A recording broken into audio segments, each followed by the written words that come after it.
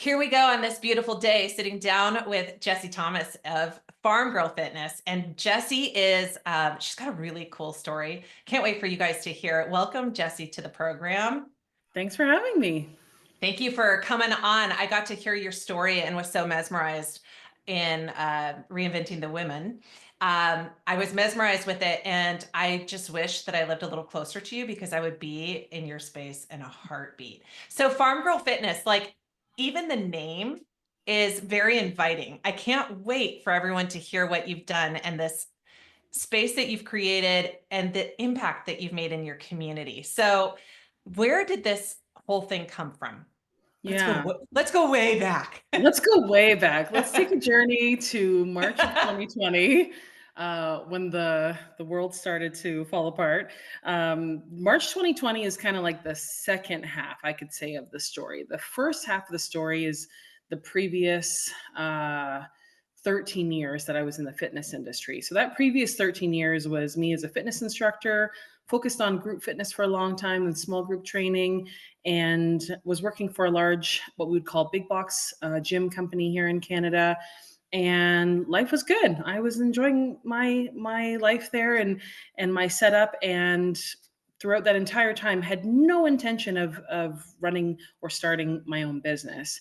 But then March 2020 came along, and I lost my job like all trainers and instructors did, Yep. and had to figure out something to do. And to be honest, when it happened, I thought we were going back to work in a few weeks. Even the company I worked for thought we were going back to work in a couple weeks. That didn't happen.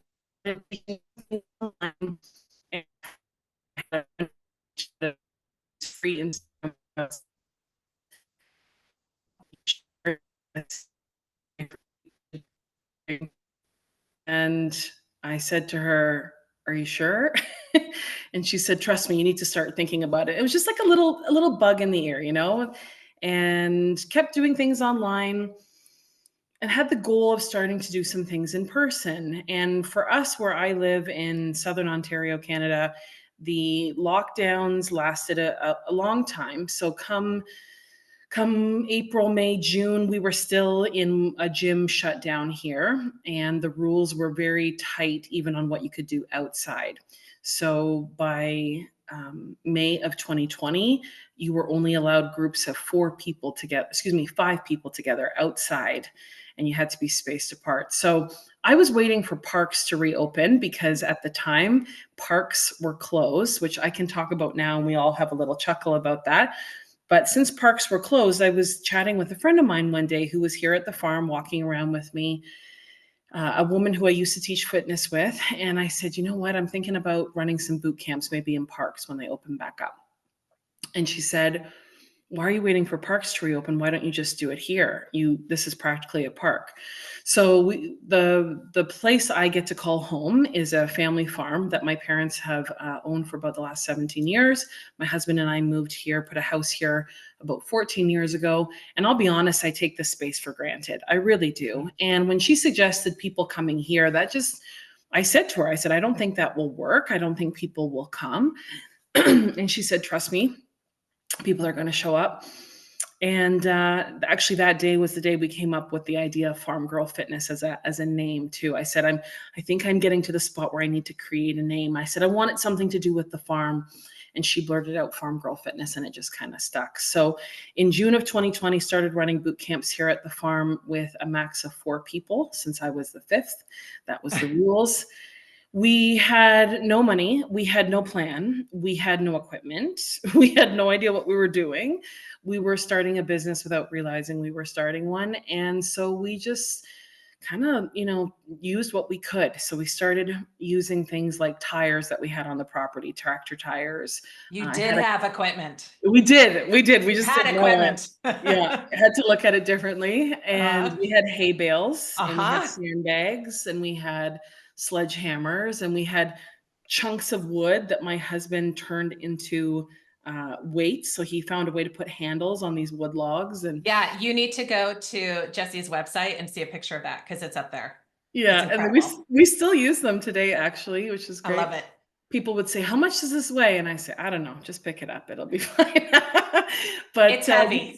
It was heavy, and that's all that mattered, and we used what we could, and what we started to see was that we were able to provide people not only with movement, but with community Mhm. and an experience, which at the time, the experience was about uh, being like a safe place. And for some people, that was genuinely in regards to all things COVID. There Yep. were people who were majorly struggling with anxiety Mhm. around the fear of getting sick and things like that. And, this allowed them to feel more comfortable in a workout type of space. There were people who genuinely needed to get out of the house, like for, Mhm. again, for mental health, needed to Mhm. get out of the home.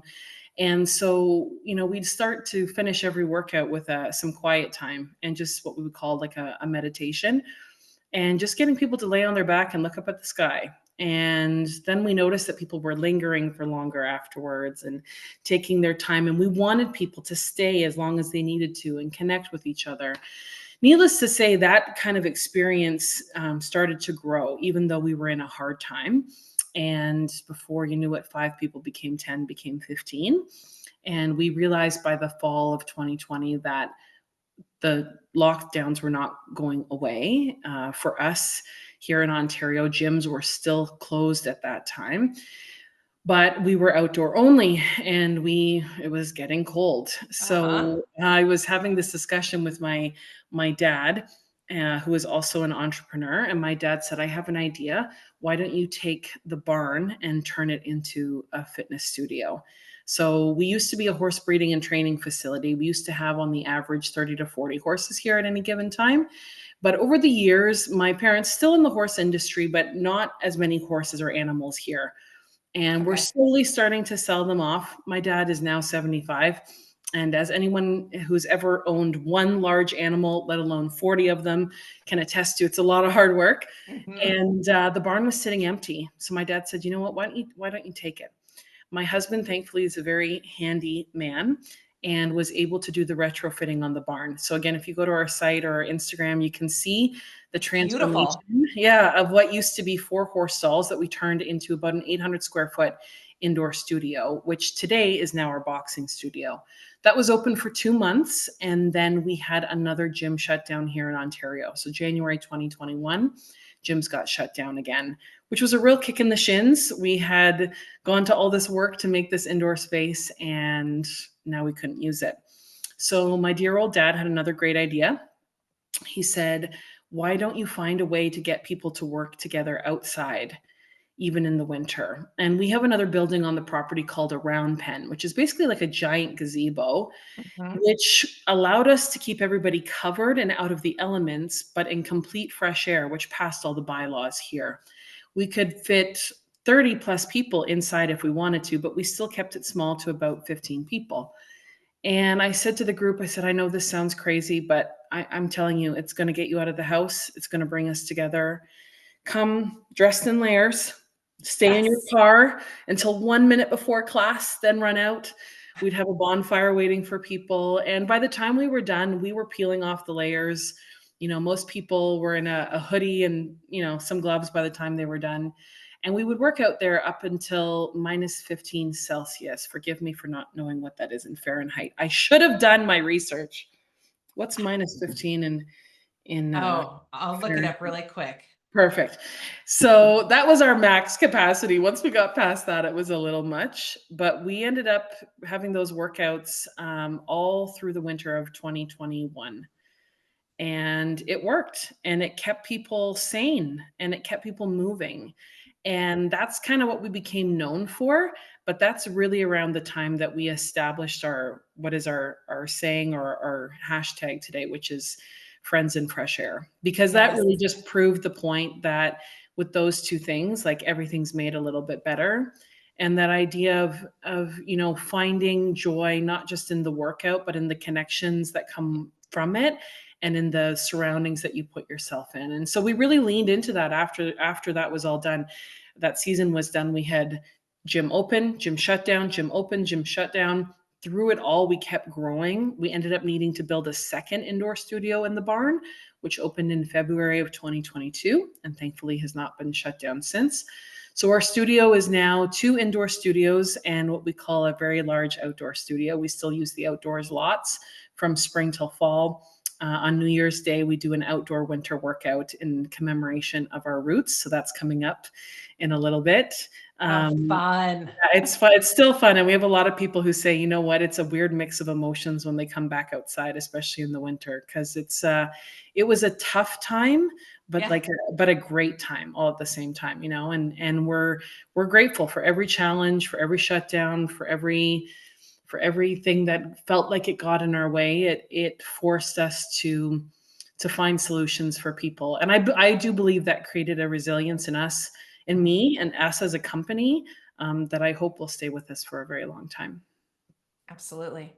You know, I think you glossed over a little bit of how hard that was. Because I've heard you talk about this before. I imagine after the time and money and heart and soul that was put into it, that second shutdown was more than just a slap in the face. Like that was Yeah. probably a guttural feeling. That was very difficult. I feel like in hindsight, the one that was actually the hardest was in April of 2021 because our government shut down outdoor fitness for the first time. So we always had outdoor fitness as like a backup, like even in winter, like, that means nothing can stop us. And it was early spring of 2021. And the government said, you can't even have 3 people together. You can't have 2 people together for fitness. Outdoor fitness as a whole was shut down. And that one was the hardest. I Mhm, remember angry crying. If you've ever mhm. angry cried in your life, it's not pretty. I remember having a really hard time with that one because it's hard when you're just trying to do the right thing and you're trying Yeah, to find solutions for people and you're trying to stick to the rules and do all the right things in it and somebody says that that's still not enough. yeah. That was really hard to take. Mhm. And what we started to do was basically create a new habit for ourselves, which was every time it felt like we were being forced to go backwards, we had to start looking at things through the lens of where's the opportunity in this. There has to be an opportunity. I just haven't seen it yet. So the opportunity the first time was that we created outdoor winter workouts. That was an opportunity. We estimate that we were probably one of the only places in the entire country that was crazy enough to do something like this. And to be honest, we're fortunate because we had a facility to be able to do it. Yeah. Around that time, another difficult time was when somebody called the bylaw officers on us. We estimate it was because people saw a large amount of cars in our driveway and the parking lot, and somebody most likely thought that we were still trying to run our indoor gym. And so one day we had a bylaw officer show up and say there has been complaints. People are Mhm, saying that you're hosting large gatherings. And I tell you that I didn't cry, but gosh, I was angry. mhm. And again, that feeling of just being kicked in the shins when you're trying to find solutions for people and genuinely trying to stick to the rules. Like I am not I'm going to break the rules and show you kind of gal. I'm not. And that was tough. But we said to the bylaw officer, we said, you know what? Come on out. We got nothing to hide. Come on out and see for yourself. He came out with his boss and he looked around and he said, wow, this is really unique. I don't think anybody's doing this. And we're like, I know. So go away now. And he kind of did. He gave us a little bit of grief kind of going forward. And in all of those times, it was like, okay, well, what's the opportunity here? Like, what's the messaging I'm not getting across? It forced me to look at like my branding a little and say, okay, maybe I should be sharing a little bit more about what we're doing to keep people safe. Another time we had a shutdown, it gave me the opportunity to take part in a business course that actually ended up allowing me to win a grant of money. I couldn't have taken that course if it wasn't for the shutdown because I was less busy. And every single what looked like downturn or bad thing, there actually was something to be had, and we just had to look at it. So I Mhm. will say, as much as it was hard, it's forced me to remember that I have the ability. I have the ability to choose to look at things through a different lens. Mhm. What an incredible life lesson. You're probably a little thicker skinned now. Yes, I think so too. Yeah. There's definitely some other things which like we don't even have time for that have been real kick in the shins too in the process of trying to figure out how to run a business, which as you grow means, working with more people and Yeah. there's challenges that come with that. There's been a lot of lessons that have been learned that way too. Mhm. Which in the moment, yeah, you don't necessarily know in the thick of it how you're going to get out of it. But Mhm. looking back, time really does, you know, give us the perspective that we need. And thicker skinned, not jaded, thankfully. I wouldn't describe myself as jaded, but definitely thicker skinned, wiser. One thing I noticed though was I was developing some bad habits a little bit. I got into the habit of not letting myself dream or plan Mm. or set goals. For a good chunk of time, I would never do it because every time I tried to do some planning, I got stomped on and I had to go backwards and drop everything and completely flip it. And so for a good year and a half, I just stopped. We were functioning, but when people would say to me, "What's your 5-year plan?" I'd literally laugh out loud because I'm like, I don't know what's happening next month. I'm not even looking 1 year in advance, let alone 5 years down the road.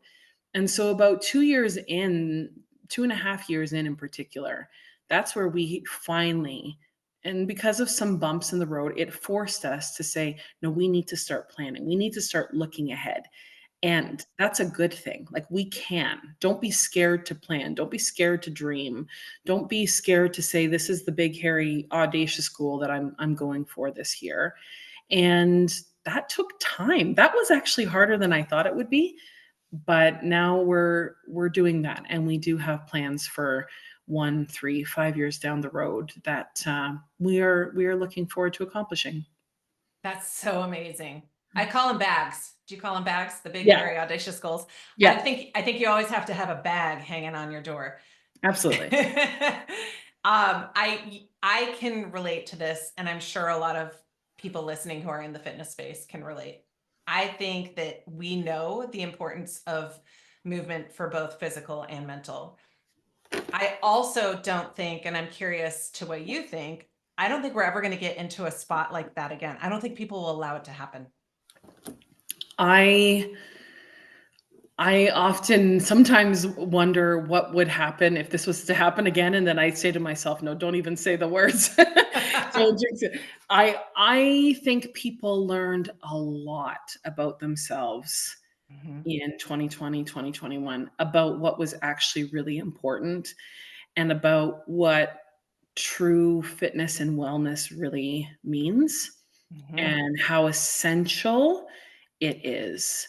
Yep. I think there's a lot of people that wouldn't, quote unquote, put up with it the same way or would make sure that they prioritize it differently. And how that would work in regards to governments and rules and all those things, who knows? But Yeah. I do think as a whole, the population realized that it's their wellness is precious. We had people coming to us, with tears in their eyes Mhm. because of the stress they were going through. And we had people who afterwards would write us great notes saying, like, you guys don't realize, but like you saved our lives. Like you literally, if not for this outlet, right? So that idea of pursuing the the narrative that fitness is not about aesthetics, but it is an essential service, I think will continue to grow. At least in this area, I believe that that work is happening. I think it's one of the big reasons why we weren't labeled an essential service in the whole thing was because there is this old school thinking that the gym is for people who want to look cute in leggings and have a cute Yeah. butt. And so why would we label that as essential? But Yeah. now I think people are seeing the repercussions Mhm. of that. And I do believe people are willing to pay, actually, even though times are tough, willing to pay a bit of a premium for it If Hmm. it's the thing that gets them out of the door and gets them motivated and gets them connected, if it's the thing that works, they're willing to invest in it, I think more than ever before, actually. I would agree. Yeah. I think most people understand what a detriment it was to have that taken away, and it is valuable. I I think of it as a blessing. I'm sure as you do too, to bring this, farm girl fitness into being, into light. For me, my whole fitness changed as well. I was a head coach at Orange Theory and teaching group fitness, and that all got shut down. So it was like, well, let's pivot.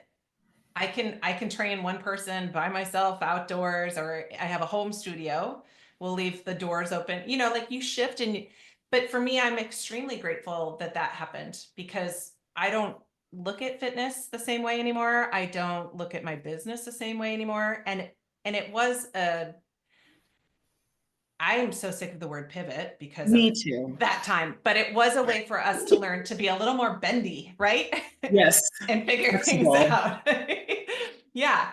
So I'm grateful for that time. And I think that a lot of us got thicker skin. And I think that we're in an incredible industry because we know that we're bringing something that people need to have. Yeah, I think there's a ton of opportunity that still lies ahead.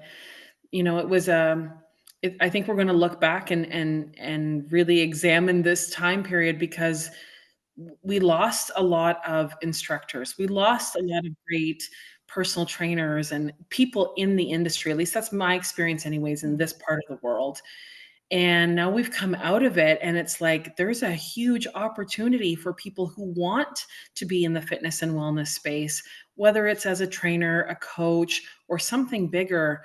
There is a lot of room for new businesses, new ideas. There's Mhm. an abundance of opportunity.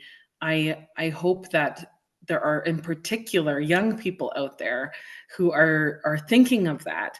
I've noticed a drop in the average age at fitness conferences because they're just not there's not the same group of 20 somethings there like there used to be. But I really hope that that does make a comeback because boy, we if the last 4, oh, soon to be 5 years proved anything, it is that it is here to stay and Mhm. that people will find a way because it is that important. Yeah. Yeah. Let's hope so. I I am not one of those 20s that's still in the industry. I'm on the other side, the more mature side. But I think that I'm just so grateful that I've seen the shift to, since COVID, in this industry, of people not really competing with each other as much as supporting each other's ideas, pushing each other to do more, to go for that, entrepreneurship in fitness, whatever it is. I like that. Yeah. It seems like it's shifted a little more where we support each other more and we're not as competitive. Absolutely. I feel like if I meet a business owner who is in the fitness industry, I'm like, "How are you?" And I just feel like, like you have like a kindred spirit instantly with this person because it's like you survived. Like, how are you doing? And it's even in I'm in a relatively small town. Mhm. Most of those fitness businesses survived, which is great. We won an award in 2022 from our local chamber for best new business, which was a huge honor. And at the same time, the same year, an existing fitness business, also owned by a woman, which was great, Mhm. won business of the year. And I remember saying in my acceptance speech, like, how cool is it that two of the award winners tonight are not only fitness businesses, but female owned fitness businesses at that in a very small town. And it just shows like collaboration over competition. Mhm. Every successful business owner, especially in fitness that I know, if they have that mindset, they're going to do just fine. It's the ones who are worried about what everybody's up to who will lose it. Yep. There's so much. There's more people to help than we could possibly ever work with. Like start worrying about your people and not about what other people are doing and you'll be just fine. Amen. Okay, will you walk us through a day at Farm Girl Fitness? What does it look like? Oh, it depends a little on the day of the week. A typical day, I would say, involves me doing a little bit of my own workout in the morning, trying to get better at doing it earlier. I'm not an early morning person though. So I've been kind of giving myself a little bit more grace in the morning, especially since I sometimes work later into the evening. Mhm. So try to take a little bit more of a relaxing morning, workout maybe mid morning. And then it's often a lot of just good old boring stuff on the computer, which is all the stuff that people don't see behind the scenes, but it is the stuff that makes the place run and allows me some creative time as well to connect with others and make some plans for the future, as we were talking about. Also, then usually like tonight, for example, teaching a couple classes. I teach on average about 5 times a week, but have 10 coaches, and we have about 26 classes a week on our schedule. So I Wow. definitely don't teach the most. But I'm teaching a couple classes, which means getting home around 8:30 at night. So again, because of that reason, a little bit of a slower morning. Depends a bit too on our season here, what season we're in. When we're in spring, summer, fall, we're outdoors just a lot more, getting things ready outside. But for right now, it looks pretty boring on the outside of a typical day because there is a lot of sitting at a computer, but it all works in the grand scheme of things to help build what we have here and try to reach more people and give them an experience that's memorable. That effort does involve how our coaches treat people, the programs that we have and that we run, and so it's that stuff on the back end of managing that we believe goes into a good experience for people. Yeah. Fantastic. What is one of your bags? Ooh, What can you share? oh, what can I share? Well, I'd say my biggest one and the one I believe I'll hit the next, we're hoping to close our membership, meaning we are going to reach a max capacity of members. Part of the reason for that is because we don't plan on running fitness classes 24 hours a day. The a two in the afternoon workout is not exactly prime time, so we don't plan on adding classes just for the sake of adding classes, and we max out at 14 people in a room. Okay. So because of that, I like to tell people we're in the business of selling a membership that you actually use. We sell you a Mm. membership on the assumption that you're coming, not on the assumption that you're not coming, like a lot of the big box places do. So we will hit capacity, we believe, next year. We're about probably 25 members away from hitting that. It's a moving target a little bit, but we feel like we're close. And then once we're at that, then that means we're on a wait list if you want to get in here. So we feel like that's a great place to be. The other thing as a big hairy goal, I would say, is continuing to develop ourselves as a brand with the goal of being able to perhaps license the brand one day. We don't know exactly how that looks. 2025 is the year of doing more research and planning into that, but being able to spread this idea of helping in particular rural communities to be able to gain more access to fitness as they typically show up in just large fitness centers. And then the last one I would say is continuing to build the brand and myself as a speaker. I've done some speaking at fitness conferences and would love to be able to continue to do that just because I love sharing what I've learned throughout the years and marketing in particular. That's kind of my background as a schooling. So I just love being able to talk about that. So I would love to be able to speak at IDEA, URSA, places like that eventually. Great. Well, I hope to run into you. I hope that we get to share the stage someday. And what an incredible, like, coming up into the busy time for fitness. Like, that membership for sure is going to go to waitlist. We Yeah. hope so. We hope What an so. incredible time. I'm so excited for you and what you've created, what you've built, and like I said before, the impact that you've had, because by far that's like what you will be remembered for, with your business, of how you made people feel. It's We hope incredible. so. We hope so. And Yeah. ultimately, I believe any successful business, fitness business in particular, that's got to be what it comes down to. Hmm. Exercise is not just exercise, fitness is not just fitness. We know it's like therapy for people. That's Right. why, there's times we're laughing, we're crying, we're sharing stories, we're helping people through the death of a loved one, a divorce, Mhm. a sickness. Everybody who comes through our doors has a story, and it's ultimately just our goal to, meet them where they're at and give them what they need, which is some days, you know, a hand to Yeah. get them in the door. Some days people need you to sit right in front of them and get in their face a little bit. Some days people just need you to listen. So ultimately, I feel like every successful fitness business, if they put those people first and think of that feeling, you're going to do just fine. Yes, absolutely. Is there anything that you wanted to share that we haven't talked about? No, if I could give like people often say like, what's your piece of advice? If there's somebody out there who's thinking of starting a business, of getting into fitness in particular, Mhm. people will often, I think, either shy away from it, or well-meaning people in their life may encourage them to do something else. It's often listed as a very competitive business.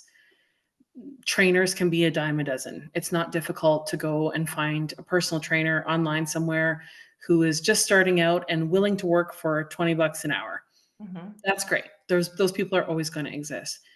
But as a business, as an industry, there is a ton of opportunity. And my number one tip would be to find the sweet spot of, you know, your niche, which is the combination of what you're good at and what you're passionate about and the kind of people that you really want to work with and help. More than ever, fitness has 1,001 ways to do fitness. Gone are the days where the only thing women are encouraged to do is aerobics, right? Right. Those days are gone, thankfully. Thank There's God. there's so much to be done, and if you focus on that idea of scarcity, you will see scarcity. If you focus on the idea of abundance, you will see abundance in technicolor.